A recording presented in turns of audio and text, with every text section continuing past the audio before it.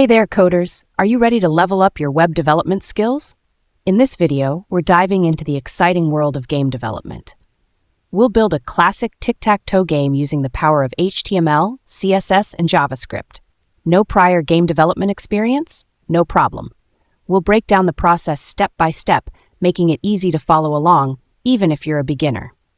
By the end of this tutorial, you'll have a fully functional tic-tac-toe game that you can customize and share with your friends. So, grab your favorite coding editor, and let's get started.